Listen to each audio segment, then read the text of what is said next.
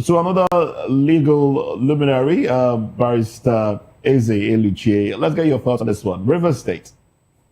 What say ye?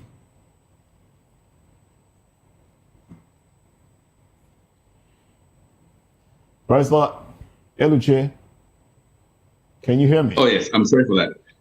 My view on the current imbroglio going on in River State is that it has messed up, it has rubbished the democratic experimentation we have in Nigeria.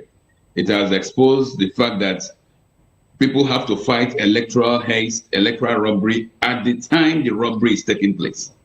If you recollect, during the 2023 elections, we saw the kind of EA1 reports, election reports that came out from River State. Mutilated reports, clearly mutilated, both at the presidential elections and the governorship elections. It was clear that the characters in office now in River State, both the governor and his and the members of the state assembly, were not elected. These are people who robbed and stole their way into office. So the people of River State are now suffering the repercussions of allowing electoral robbery at the time when it occurred. If they had stood firm and said no to this nonsense, yes, maybe there would have been some violence, some would have lost their lives, but then this descent down the abyss wouldn't have occurred, because it's occurring, and let us not make any mistakes about it. Internally generated, it's externally orchestrated. It is neither Wike nor Fubara. Unfortunately, these people are being used by the man at the center, Bola Ahmed Tinubu and his cohorts, with support of the judiciary. So the problem has never been a River State problem. It is that the federal authorities have seen the kind of cash pots that is self-evident in River State, and they now decide to get into the state and use the resource of the state as they deem fit. And it's not just Buhari, it's not just Tinubu who is doing this. Way back from the time of Peter Odili to Rotimi Amechi to the current governor, River State has always suffered this maladministration because of federal interference in their activities. And I don't know when this thing will stop. But Nigerians should just realize that if you do not resist electoral robbery when it's occurring, you leave the consequences. River State is suffering their own the pangs of that robbery. Even at the national level, we're also doing the same thing. We are suffering the same thing. We are talking of insecurity, talking of high taxation, talking of maladministration in every facet, because Nigerians did not resist electoral fraud when it occurred. And by the way, let us not mince words. Electoral fraud is the worst kind of terrorism, worst kind of armed robbery any society can suffer. Because what it does is that it places misfits, it places criminals actually at the helm of affairs. Because if you got into office via criminal manners, by criminal manipulations, you are in actual fact a criminal. So when you have criminals ruling over a people, this is what you say. This is what you just see suffering and devastation, not just of the economy, but also of the social life, and it obviates the natural course of things. Because ordinarily, people are encouraged to live well, do well, so you can prosper.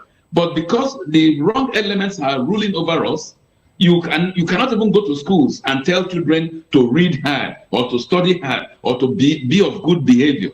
Because when they look around them and they look at who is ruling over them, there is no stimulus to do well or read hard. So it obviates to a societal progress. Nigerians, I mean, maybe I'm sounding like a broken record or whatever, but it has to be impacted on Nigerians that if we don't get our political leadership right, we will continue to have this kind of discussions from now till thy kingdom come. But once we have it right, once we make sure that the right people who we elect get voted in, what is going on in River State will not happen to the people of River State. I was in River State during the Christmas breaks. It is pathetic. It is sad. Because yes, Port Harcourt has a semblance of an urban city. But when you leave Port Harcourt and travel away to Asokotoro, whether it's Abonema, whether it's Tombia, or whether it's even Bonny, I mean, go around River State, you will be shocked with the level of penury and devastation you will see. And why is that so? Because they have allowed misfits, unfits, to rule over them. Okay, next time we learn that and make sure it doesn't happen. Thank you very much. Impeachment crises are not a new thing in Nigeria. We've seen it happen in Plateau State. We've seen it happen in Ekiti, even at the federal level.